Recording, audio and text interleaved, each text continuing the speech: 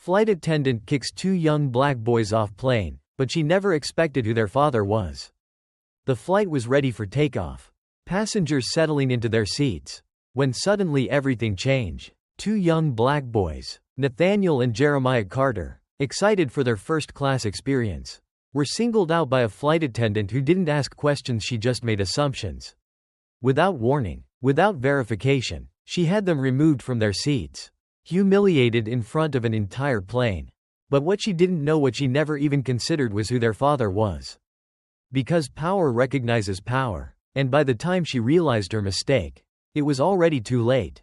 What happened next would turn the entire flight upside down and change her career forever. Where are you watching from today? Drop your location in the comments. If you love stories that expose hidden truths and deliver real justice, make sure to like, subscribe, and turn on notifications so you never miss a new video. Now let's get into the story. The morning light stretched long across the airport's polished floors, reflecting the restless energy of travelers rushing between gates, their faces cast in the weary glow of departure boards. It was a morning like any other, a cycle of movement, of departures and arrivals, of fleeting goodbyes and exhausted homecomings. But for Nathaniel Carter and his younger brother Jeremiah, today was different. Today was special. Nathaniel walked with measured steps, a quiet confidence in his 15-year-old frame. Jeremiah, just 13, was his opposite, lively, excitable, unable to contain his grin as they weaved through the crowd, their backpacks slung over their shoulders. They were young, but not new to the world. They knew how to carry themselves, how to speak politely to strangers, how to move through spaces where people might question whether they belonged. Their father, Elias Carter, had surprised them with first-class tickets, a reward for their hard work, an acknowledgement of everything he had taught them about pushing past barriers, about never allowing the world to tell them they were less than. It was a small indulgence, but a meaningful one. At the gate, Nathaniel handed their tickets to the agent, a woman who barely looked up as she scanned them, offering a distracted, "Enjoy your flight. Easy, simple, no issue." They walked down the jet bridge, their steps light, their hearts full. Inside the plane, the air was cool, scented faintly with coffee and the sterility of cabin air. The first-class cabin was a world of muted tones and quiet conversations, of crisp linen napkins and real glassware. Nathaniel found their seats, 2A and 2B, and gestured for Jeremiah to settle in. "This is crazy," Jeremiah whispered as he pressed the buttons on his armrest. His seat reclined, his footrest lifted, and his eyes went wide. Nathaniel smirked, adjusting his seatbelt. "Well, enjoy it. We earned it." And for a moment, that was the end of it. They belonged here, until someone decided they didn't. She had been watching them. Margaret Wilkins, senior flight attendant, 15 years in the sky. A woman who had memorized the rules of the air down to their most trivial details. She moved through the cabin with an air of authority, her posture rigid, her efficiency unshakable. But something had stopped her in her tracks. The two boys in first class. Alone. Margaret's gaze narrowed. She hesitated. She was a woman who trusted her instincts. And in that moment, her instincts told her something wasn't right. She approached. "Excuse me," she said, her voice carefully controlled, her tone polite but firm. Nathaniel looked up, caught off guard. "Yes?" Margaret's eyes flicked between them. "Are you two in the right seats?" Jeremiah blinked, his grin faltering. "Yeah, we have first-class tickets." Margaret's lips pressed into a thin line. "Where are your parents?" Nathaniel's stomach tightened. He had felt this before, the weight of someone's doubt, the unspoken challenge, the question behind the question. He knew better than to react too quickly. "We're traveling alone," Jeremiah answered, his voice still light, still unguarded. Margaret's expression didn't shift. "May I see your tickets?" Nathaniel reached into his hoodie pocket and handed them over. Jeremiah did the same. Margaret took them, her fingers lingering over the edges. She studied them for longer than necessary, flipping them back and forth, as if the paper itself would confess something. Then, finally, she handed them back. "I'll be right back," she said, turning on her heel without another word. Nathaniel's fingers tightened around his ticket. Jeremiah leaned closer. "That was weird," he muttered. Nathaniel exhaled through his nose, his jaw tight. "Yeah, it was." Margaret walked briskly toward the front of the cabin, her pulse picking up. Something was nagging at her. She had seen unaccompanied minors before, of course she had. But something about this felt different. She stepped into the galley, where Thomas Becker, the lead flight attendant, was checking over a manifest. "We've got an issue," she murmured. Becker barely looked up. "What kind of issue?" Margaret lowered her voice. "2 boys, unaccompanied, in first class." Now Becker looked up. He frowned. "Are they on the manifest?" Margaret hesitated. "I don't know." Becker exhaled sharply. "Did you check their tickets?" "They have tickets," Margaret admitted, then quickly added, "but something feels off." Becker studied her for a long moment. "You sure this isn't just?" He trailed off. He didn't say it. Margaret's expression hardened. "I know what I'm doing, Thomas." Becker sighed. "Fine, let me handle it." He stepped out into the cabin, his gaze scanning first class until he found the boys. He walked toward them, his expression neutral but unreadable. "We need you both to come with us," Margaret announced as she returned, her voice sharper now, her patience thinning. Nathaniel sat up straighter. "Why? There's been a mistake with your seating," she said. Jeremiah's face fell. "But we have first-class tickets," he repeated, his voice smaller this time. Becker nodded toward the aisle. "Let's not make this difficult." Nathaniel clenched his fists. He knew what this was. He knew exactly what was happening. And he knew that arguing would only make it worse. Slowly, he grabbed his backpack. Jeremiah hesitated, his gaze darting between his brother and the flight attendants. But Nathaniel gave him a look. Jeremiah swallowed and stood. As they walked down the aisle, past rows of passengers who suddenly found the ceiling very interesting, who suddenly needed to check their phones, who suddenly had nothing to say, Nathaniel felt it. That thing his father had always warned him about. "It will come softly," Elias had said. "It won't always wear a hood, won't always hold a sign. Sometimes it'll just be a look, a hesitation. Sometimes it'll be the way they ask you a question they wouldn't ask someone else." Nathaniel had always nodded, had always thought he understood. But now, he felt it. The humiliation, the quiet violence of it. Margaret led them toward the exit. Nathaniel could hear Jeremiah breathing too fast beside him, his small hands gripping the straps of his backpack. A flight attendant waited for them at the terminal, expression neutral, as if this were nothing more than a simple inconvenience. Nathaniel's phone buzzed in his pocket. He pulled it out. "Dad, stay where you are. I'm handling it." Nathaniel inhaled deeply. Margaret turned back toward the cabin, straightening her uniform. "Problem solved," she murmured. But the problem was only just beginning. The airport terminal was a world of controlled chaos.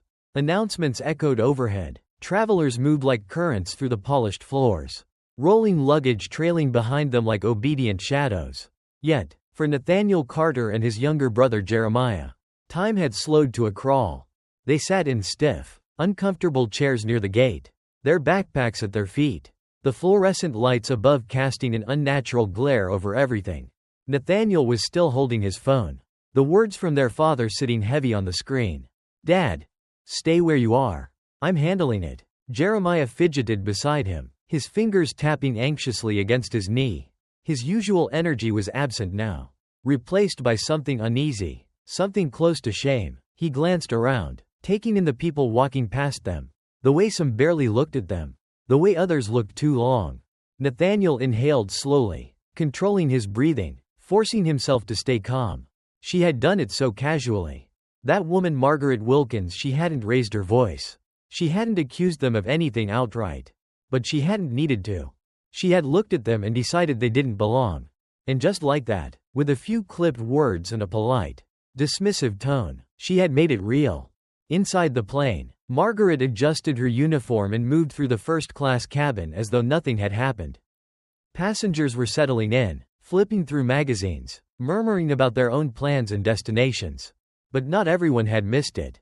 A woman in seat 3D, dressed in a navy blue blazer, glanced toward her seatmate, an older gentleman with silver hair. "Did you see that?" she asked in a hushed voice. The man cleared his throat, shifting uncomfortably. I saw." The woman frowned. "They had tickets, didn't they?" The man hesitated. "Well, I suppose." The woman turned slightly, looking toward the front of the cabin where Margaret was now checking overhead compartments.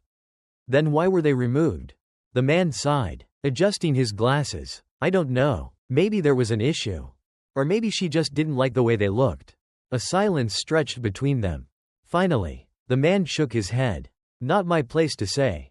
The woman scoffed softly, turning back to her magazine. Not my place to say. That was always the answer, wasn't it? Back in the terminal, Nathaniel's phone vibrated again. A new message from their father. Dad. What flight number? Nathaniel typed quickly. Delta 2978. His hands were steady, but inside, something was unraveling. He didn't know what his father was going to do. He didn't know how long they'd be sitting here, waiting, stewing in this moment. But what he did know was this: his father did not let things slide. Jeremiah shifted beside him. Do you think she's still up there? Just acting like nothing happened? Nathaniel exhaled. Yeah. Jeremiah frowned. I bet no one said anything. Nathaniel didn't have to bet. He knew. People had seen. He had caught glimpses: passengers looking up, passengers quickly looking away, passengers pretending they hadn't noticed two black boys being walked off a plane with no explanation. It was always like this. When it happened to you, it was a tidal wave, a drowning weight, but to everyone else, it was a ripple, something small, something ignorable, something they could let pass by because it wasn't happening to them. A sharp noise broke his thoughts, the sound of an overhead announcement. Final boarding call for Delta Flight 2978 to Atlanta. Final boarding. Nathaniel looked toward the gate. Passengers were hurrying down the jet bridge. Flight attendants were making last checks. The plane was about to leave. With or without them. Jeremiah's leg bounced. Dad's not gonna make it in time. Nathaniel clenched his jaw. He didn't know if that was true.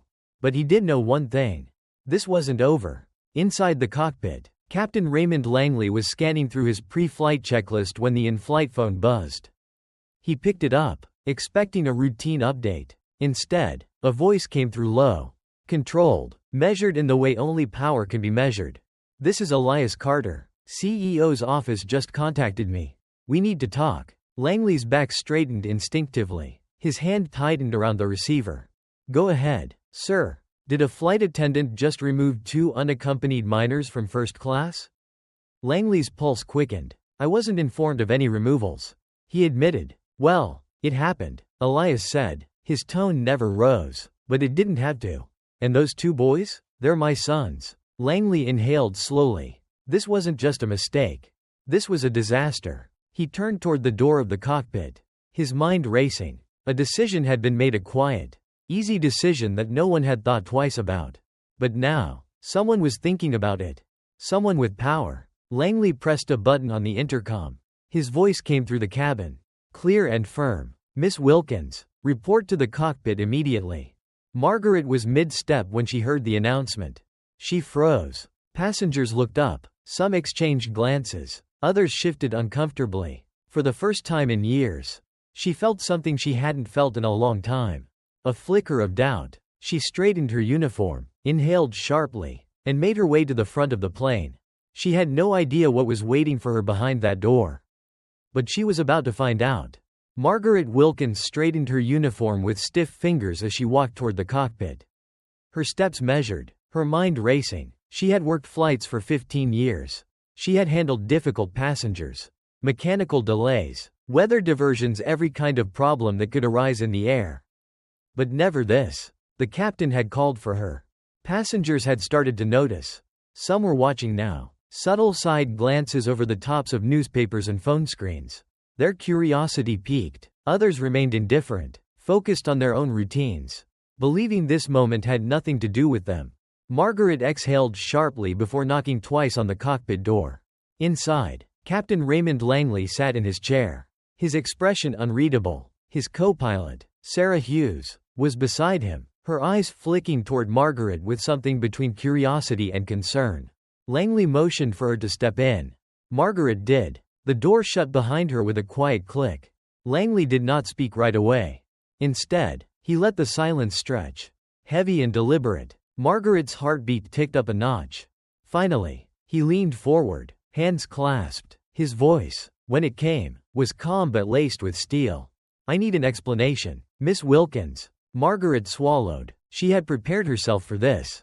Had told herself that she had simply been doing her job.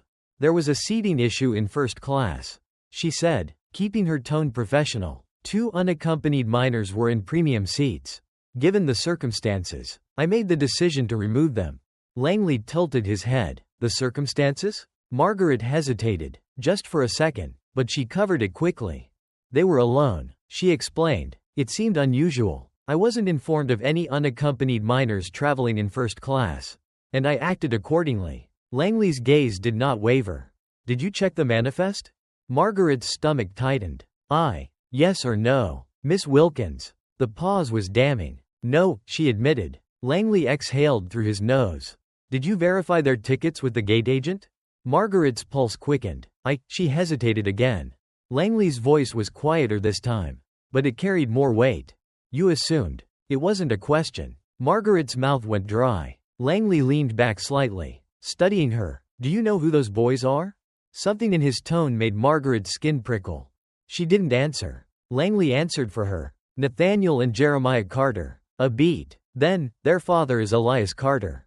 Margaret blinked. Something inside her cracked. Langley's expression remained firm. Does that name sound familiar to you?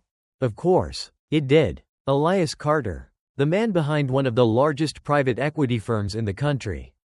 A name that carried weight in corporate circles. In the boardrooms of powerful men. A name that was respected and feared. The CEO of this airline's largest private investor. Margaret felt a cold sweat break along the back of her neck. Langley gave her a moment to absorb the weight of what she had done. Then, he delivered the final blow. He's on his way here. Right now. The cabin was quiet when Margaret stepped out of the cockpit. But the silence was different now. Passengers who had barely paid attention before were suddenly more alert. A shift in the air. A collective awareness. People had seen her get called in. People had noticed the way she had walked in stiffly and come out paler than before. She walked toward the galley. Her hands clammy. Her heart pounding in a way it hadn't in years. She had always been the one enforcing the rules. The one making the decisions. The one with control. Now, she wasn't so sure. And outside, somewhere in the maze of terminals and jet bridges, Elias Carter was coming. Meanwhile, Nathaniel sat in the terminal. His phone vibrating once more. Dad. I'm at the gate. Jeremiah looked over his shoulder. He's here? Nathaniel didn't answer. Instead, he turned toward the crowd of travelers moving through the airport. And then he saw him. Elias Carter was not a man you overlooked. Even in the middle of a busy terminal. He commanded attention. Tall, broad-shouldered, dressed in a tailored charcoal suit. He moved with the quiet confidence of a man who had long since stopped asking for permission. His presence didn't need volume to be heard, it demanded it simply by existing. People noticed him. The murmurs started before he had even reached the gate. Is that Elias Carter? What's he doing here? Nathaniel stood, Jeremiah following suit. Their father reached them, his sharp gaze sweeping over his sons, assessing them in an instant. You good? He asked. Nathaniel nodded once. Yeah. Jeremiah exhaled. More than good now. Elias's jaw tensed slightly, but his face remained unreadable. He turned toward the gate, his posture straightening. I need to speak to the captain, he said to the nearest Delta representative, a nervous-looking man in a navy blazer. The man swallowed. Sir, the flight is about to. Elias cut him off with a single look. The man hesitated, then pulled out his radio. Within seconds, the whispers had turned into something else. Passengers were watching openly now, sensing something unfolding, something important. Nathaniel felt the energy shift. For the first time today, it was not him or his brother under scrutiny. It was them. Inside the cockpit, Langley's radio crackled. The voice came through. Urgent. Captain, we have a situation. Elias Carter is at the gate. He wants to speak to you. Langley's lips pressed together. He had known this was coming. Understood. He stood, adjusting his uniform, and exited the cockpit. As soon as he stepped into the jet bridge, his eyes met Elias Carter's.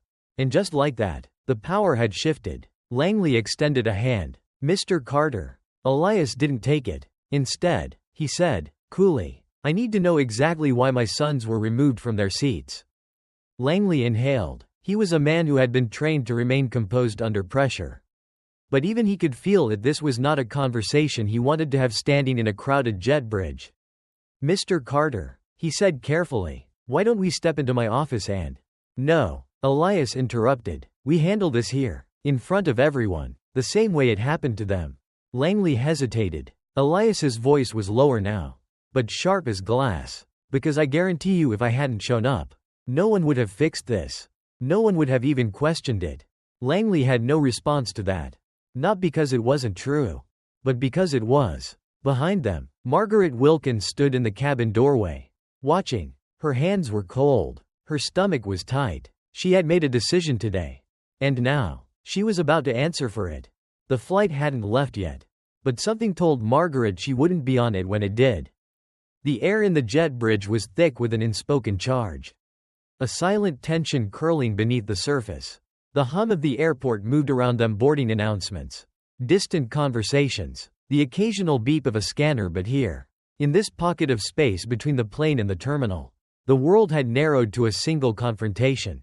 Elias Carter stood unmoving, his presence a storm on the verge of breaking. Across from him, Captain Raymond Langley shifted slightly, the weight of this moment pressing against his spine. He was a man used to control, a man whose word carried weight aboard his flights. But here now he was no longer the highest authority in the room.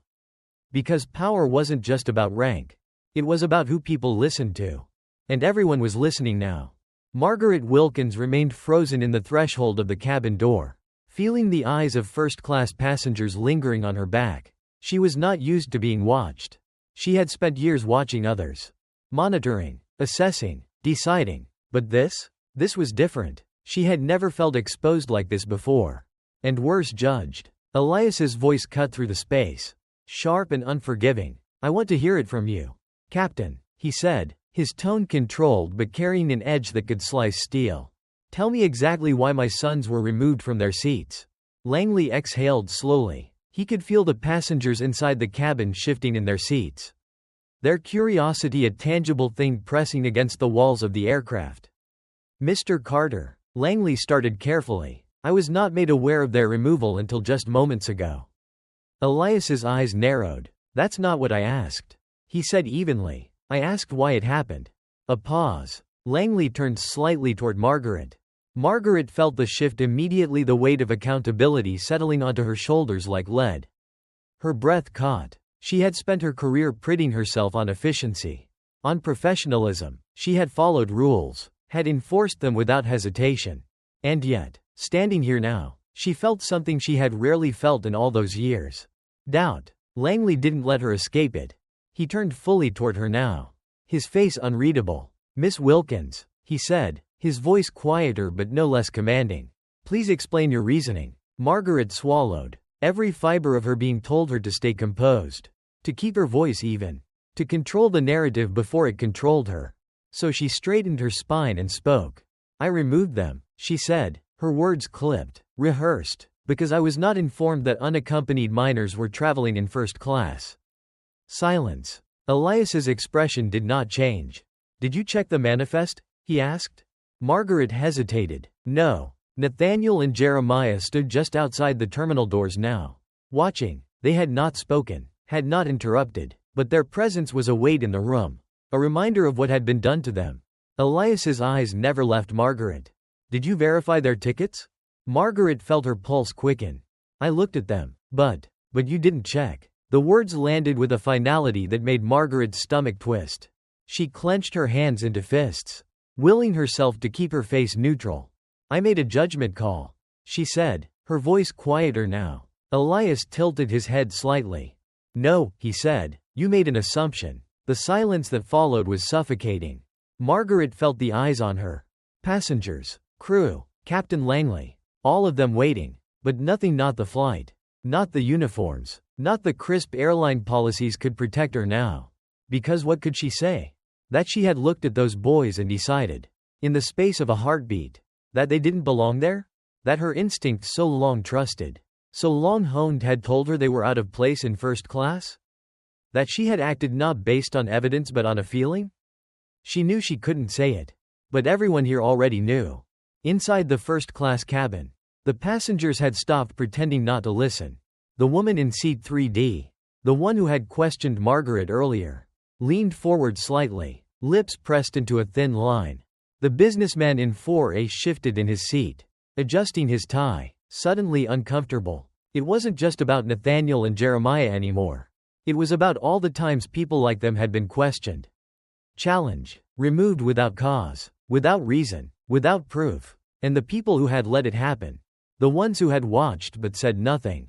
The ones who had lowered their heads and muttered, "Not my place to say." But this moment? This was no longer ignorable. This moment belonged to Elias Carter. And he was going to make sure no one forgot it. Elias took a slow breath, his gaze still locked on Margaret.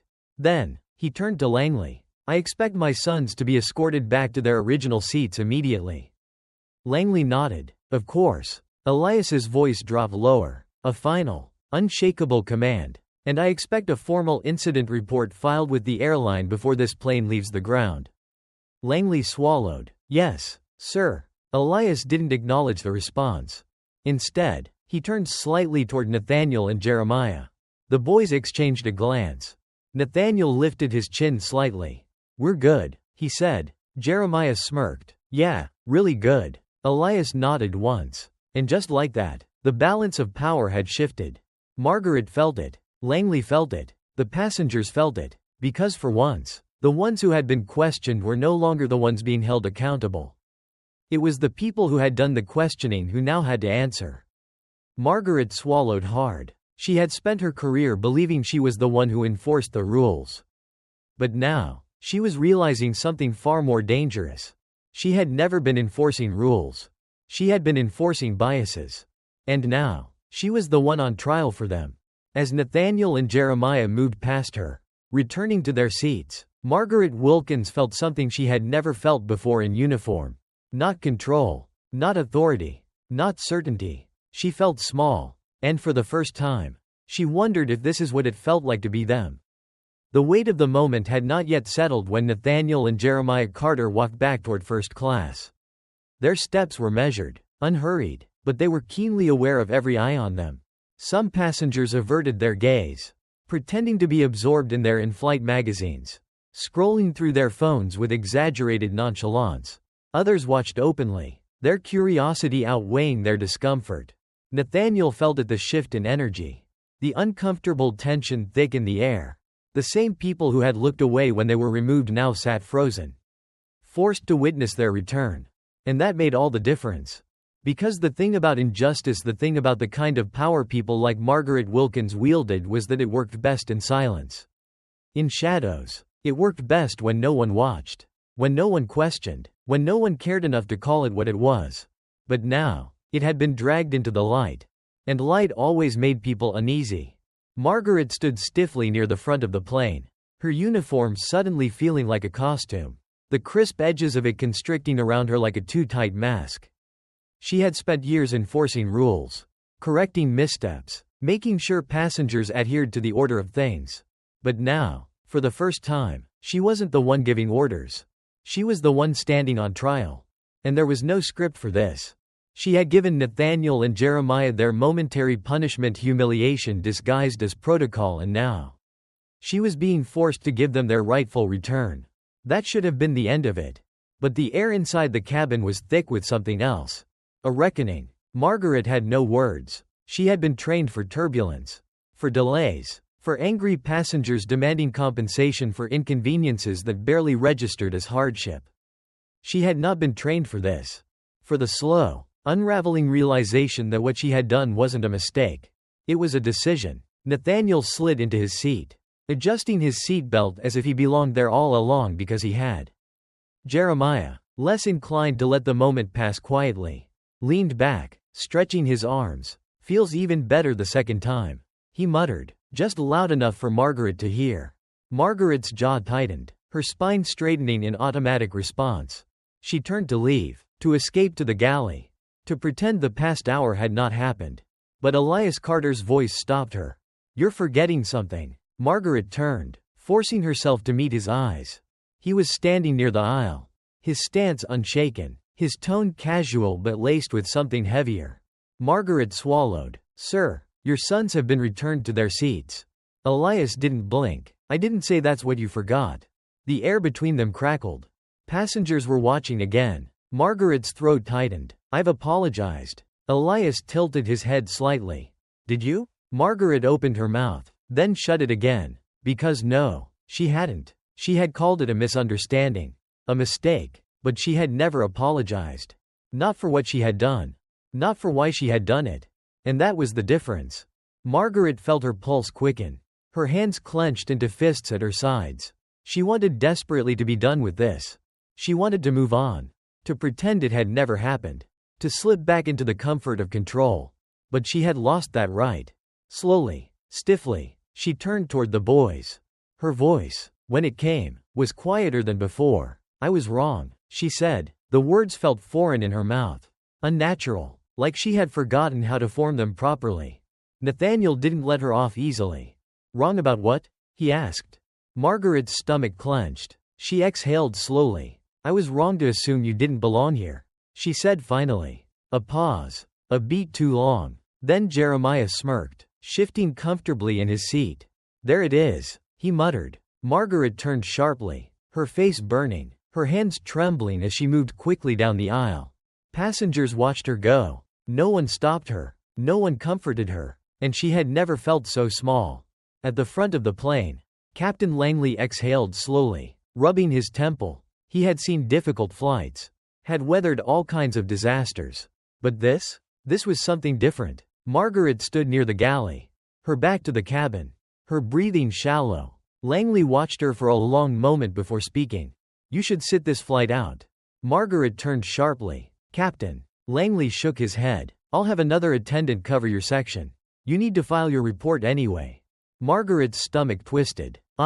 Langley's gaze was steady. "This isn't going away, Margaret." She knew he was right.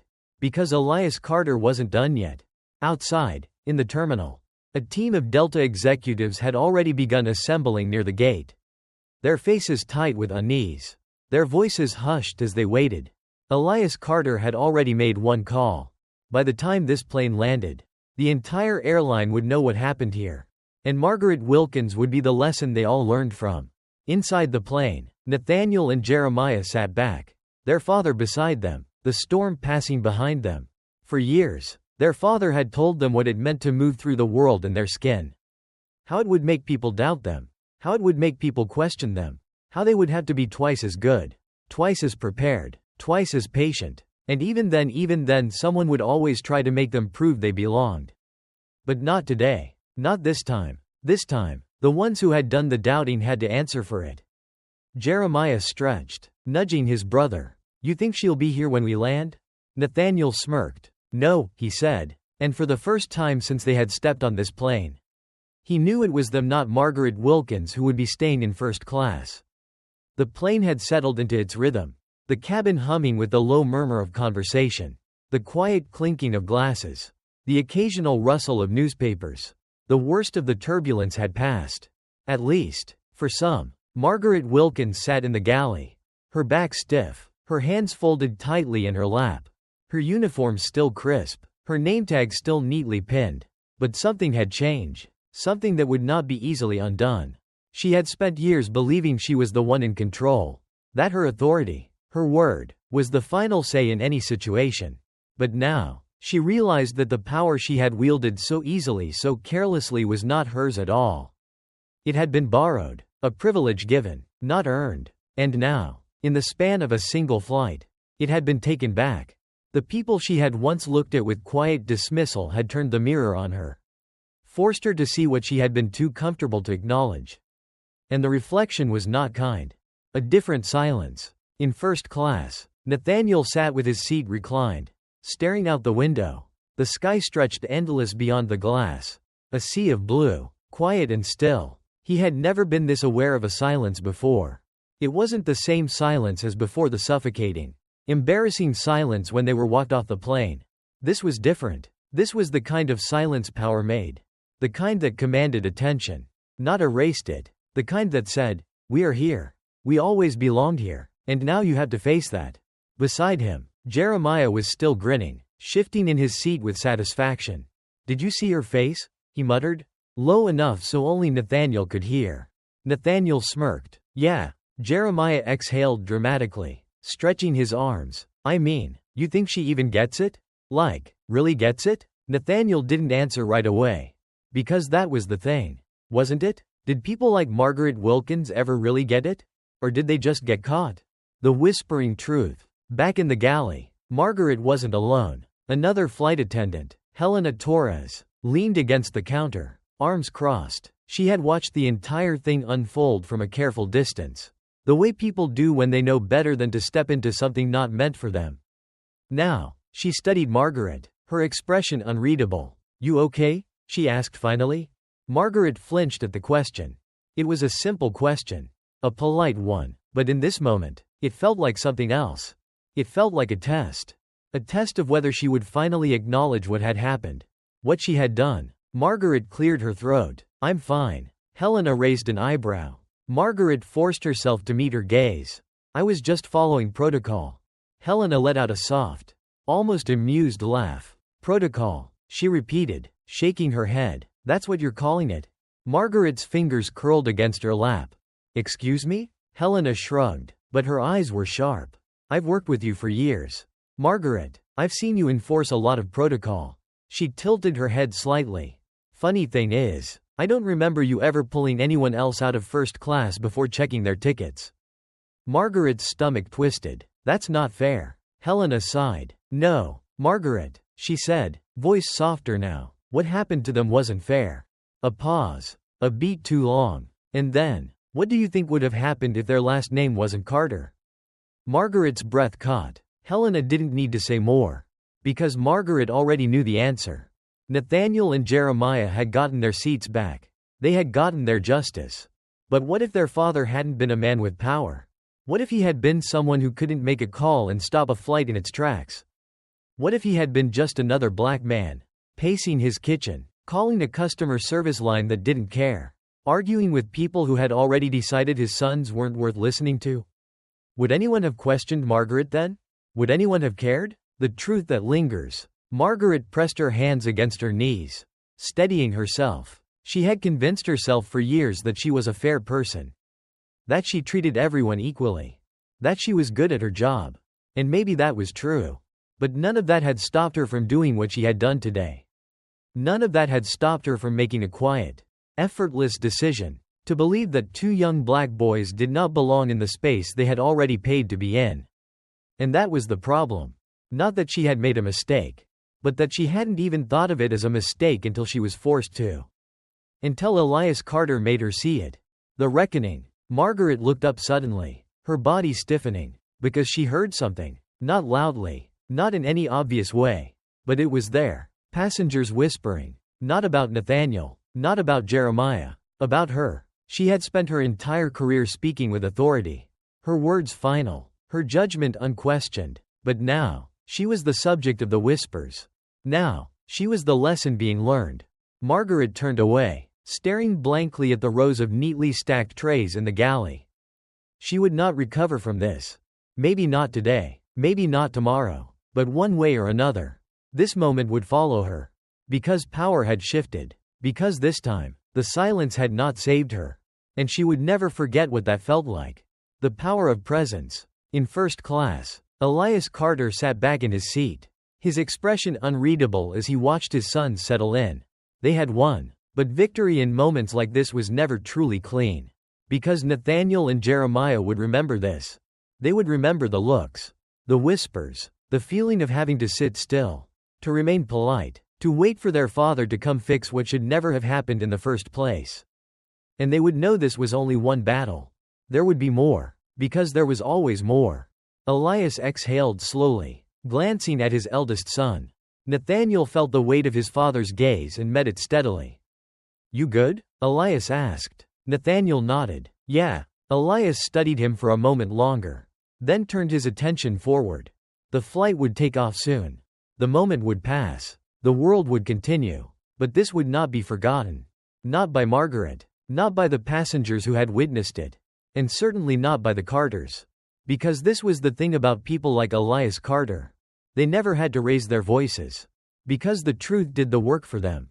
The plane had reached cruising altitude. Outside, the sky stretched wide and indifferent. The clouds below soft as cotton. As if the world itself didn't know or didn't care about the storm that had just passed inside the cabin. For most passengers, it was over. Just another flight. Just another delay. Just another inconvenience in a world full of them.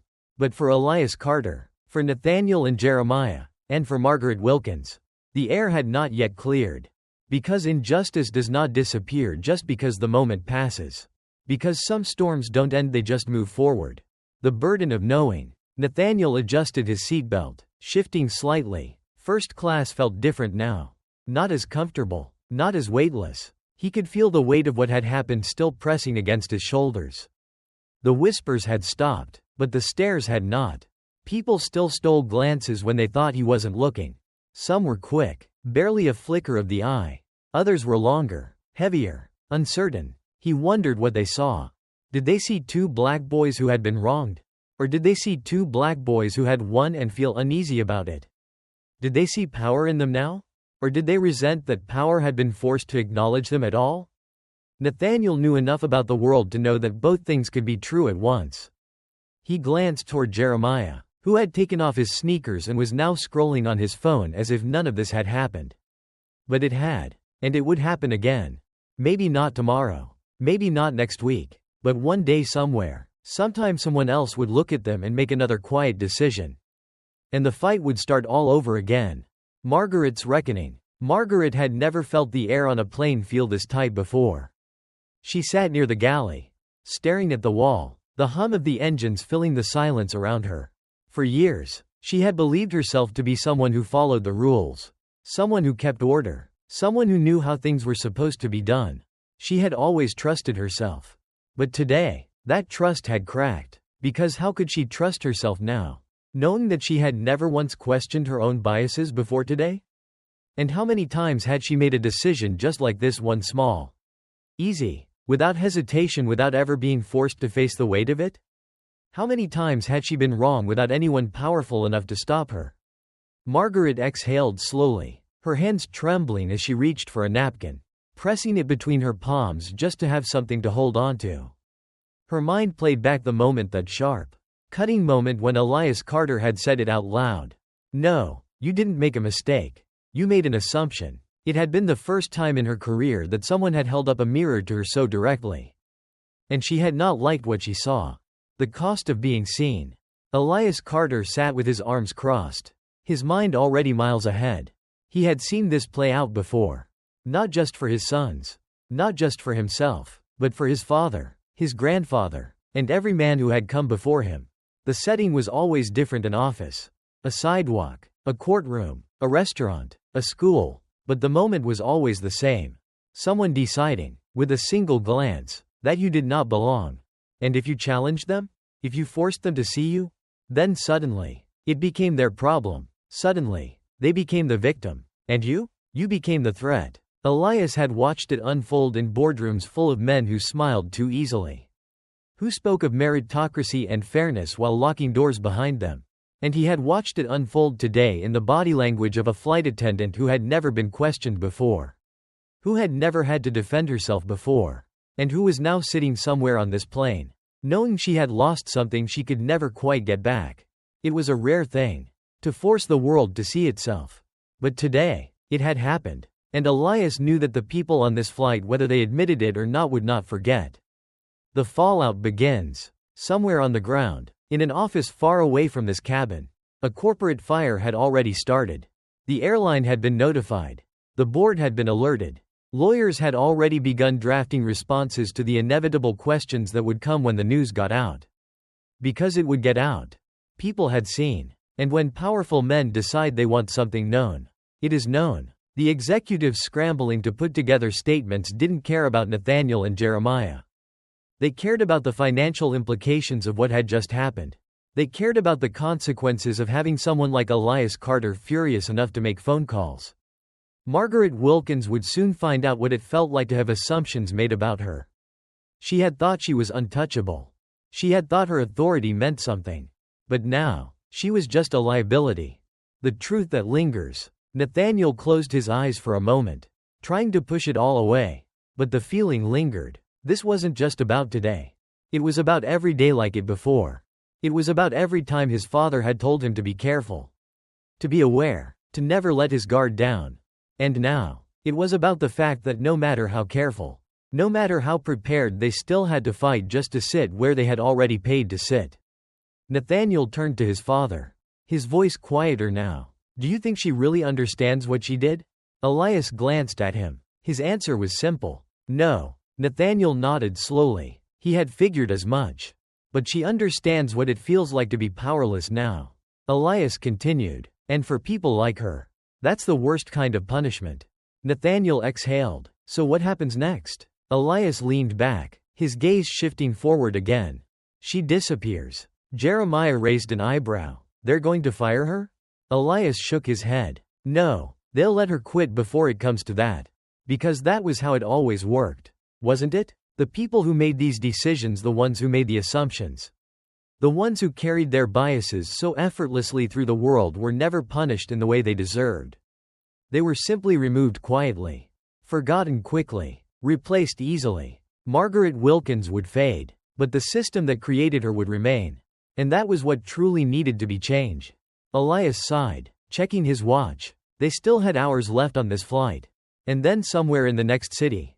On another day. In another moment it would happen again. And they would have to be ready. Because power does not change just because it is challenged once. It fights. It reshapes itself. It waits for you to stop watching. And Nathaniel Carter had no intention of ever looking away again.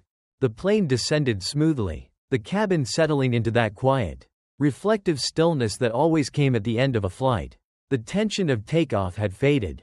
The meal service had long passed. And now, there was only the slow descent toward the ground. Toward reality. Toward whatever waited on the other side of the jet bridge. For most passengers, this was routine. But for Nathaniel and Jeremiah Carter, for Elias Carter, and for Margaret Wilkins, there was no routine anymore. Something had shifted. Something had cracked. And the world had been forced to notice. The eyes that follow. Nathaniel could feel it. The weight of the stares. Not the bold, challenging ones, the kind that demand something of you, that expect a response. No, these were different. These were the glances stolen when they thought he wasn't looking. The flickers of discomfort. The unspoken thoughts hanging in the air like turbulence that never quite cleared. People were watching because they had seen. They had seen power shift. And that was not something people forgot easily.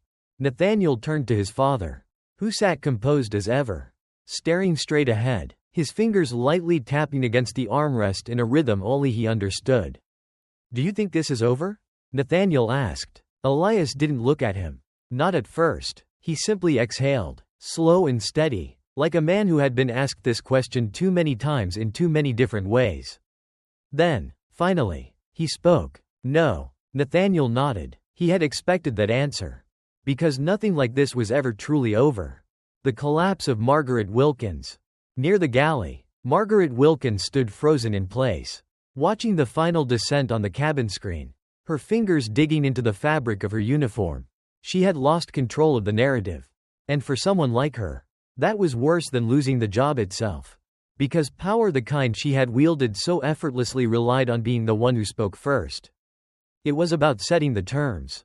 And now, she was no longer in control of what was being said, of how it was being said, of who was saying it. The story of this flight had already escaped her. People had seen, people had whispered, and soon people would talk. The airline would hear. The press might get wind of it. The executives were already scrambling to prepare for a phone call they had not expected to receive. Margaret had been so sure, so certain that the boys didn't belong. And now, she was the one who might not belong anymore. Her fingers trembled as she smoothed her uniform. She had thought this was just another day at work. But now, she was the story. And stories like this didn't disappear. Not anymore. The landing. The wheels hit the ground. And there was a collective exhale. A return to normalcy. For most, the fasten seatbelt sign flicked off with a soft ding. And passengers immediately reached for their belongings.